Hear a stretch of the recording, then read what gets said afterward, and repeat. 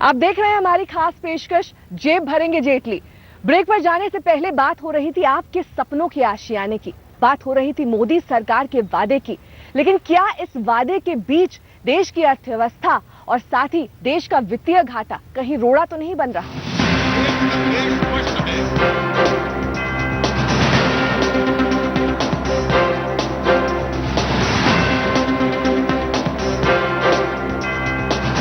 भारत जैसे देश में अर्थव्यवस्था का खस्ता हाल भी सरकार के सबको घर मुहैया कराने के रास्ते में रोड़ा बन सकता है, क्योंकि किसी भी देश की अर्थव्यवस्था में वित्तीय घाटा यानी फिस्कल डेफिसिट का अहम किरदार होता है। देश के विकास के लिए वित्तीय घाटा खाने में उस नमक की तरह है जो जरूरी तो है, लेकिन अगर ज्यादा हो जाए तो स्वाद बिगड़ सकता है। यानी कि वित्तीय घाटा विकास की रफ्तार धीमी कर सकता है। ऐसे में क्या वित्त मंत्री अरुण जेटली का इस बार का बजट अर्थव्यवस्था को रफ्तार दे पाएगा? और अगर ऐसा हुआ तो क्या आने वाले वक्त में एक अदद घर आम आदमी की जेब में समा पाएगा?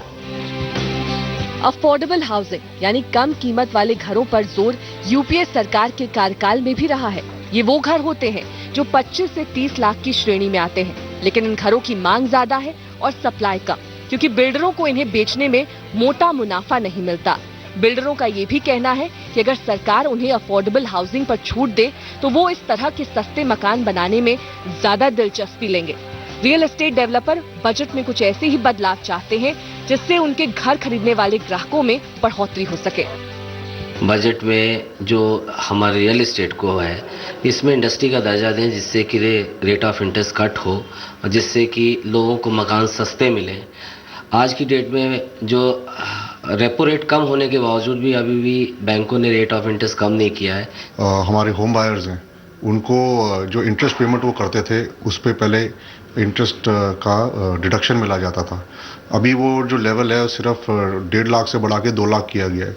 ये लिमिट 1.5 लाख रुपए 10 साल पहले रखी गई थी, तो इसको एटलीस्ट 2 लाख से बढ़ा के 5 लाख पे लाया जाए, ताकि होम बायर्स को भी एक अपॉर्चुनिटी मिले कि जो वो इन्वेस्टमेंट करे तो उनको एक अच्छा सा इंसेंटिव मिले टू इन्वेस्ट। दरअसल घर खरीदने में मुश्किलें एक नहीं कई हैं। घरों की वैधता और बिल्डर की तरफ से किए गए वादों को परखना भी लोगों के लिए आसान नहीं है। बिल्डर के वादे के मुताबिक सही समय पर घर नहीं सौंपना यानी पोजेशन नहीं मिलने से भी ग्राहकों पर ईएमआई और किराए का बोझ बढ़ जाता है।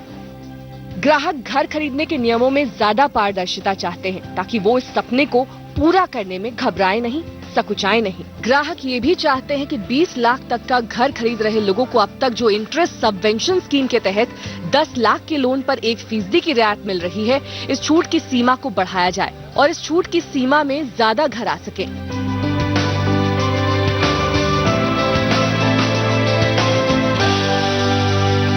रोटी, कपड़ा और मकान हर किसी की बुनियादी जरूरत है।